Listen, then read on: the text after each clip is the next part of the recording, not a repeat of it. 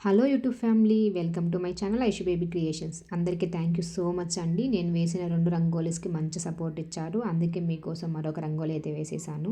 But ఇందులో చేసే mistake ఏంటి అంటే ఫస్ట్ వైట్ పౌడర్ వేయాలని చెప్పి వేసానండి, కొంచెం థిక్గా ఉంటుందని. బట్ నేను చేసిన పొరపాటు ఏంటంటే ఆ వైట్ పౌడర్ వాటర్ పైన సరిగా రావట్లేదు. అందుకని చెప్పి దాన్ని రెడ్ రంగోలీ వేసి అయితే కవర్ చేసేసాను. ఇప్పుడైతే చాలా బాగా వచ్చింది. మీరు ఫస్ట్ టైం రంగోలీ వేయడం స్టార్ట్ చేసినప్పుడు మీరు తీసుకోవాల్సిన జాగ్రత్తలు ఇవే అండి. వైట్ రంగోలీ అసలు వాటర్ పైన మీరు వేయడానికి అస్సలు ట్రై చేయకండి.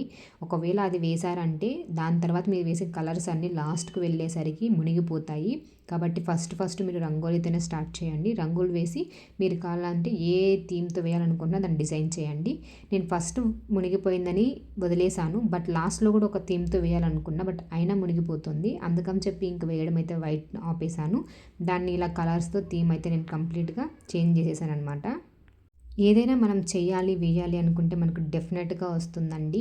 కాబట్టి నేను కూడా నాకు రానిది నేర్చుకోవాలి అనుకున్నాను. ఫస్ట్ ఈ రంగోలి వేయడం స్టార్ట్ చేసినప్పుడు ఒక చిన్న డౌట్ ఉండేది. నేను అసలు వేయగలనా? చేయగలనా అని. కానీ ఎప్పుడైతే నేను మా హస్బెండ్‌కి చెప్పానో, మా హస్బెండ్ నాకు సపోర్ట్ ఇచ్చి నీకు ఏం థింగ్స్ కావాలో రా తీసిస్తానని చెప్పి వెళ్ళి మరీ తీసిచ్చారు దగ్గరుండి. ఆ గట్టి నమ్మకంతో నేనైతే వేయడం స్టార్ట్ చేశాను. వేసిన తర్వాత అవుట్‌పుట్ ఒక్కొక్కటి చూస్తూ ఉంటే చాలా మంచి సాటిస్ఫాక్షన్ వచ్చింది.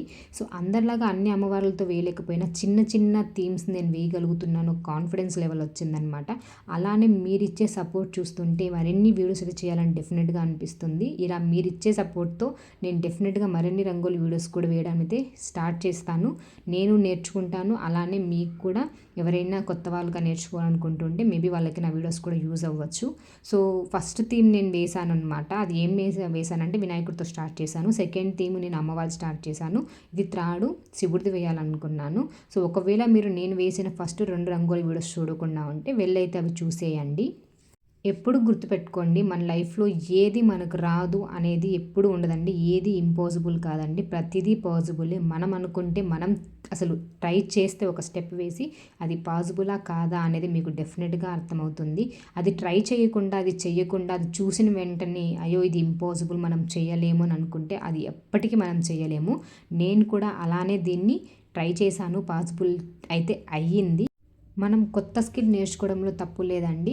కానీ మనం నేర్చుకునేటప్పుడు మన యొక్క సిట్యుయేషను, మన యొక్క కండిషన్స్ కూడా గుర్తుపెట్టుకొనైతే ఏదైనా నేర్చుకోవడానికి ట్రై చేయండి.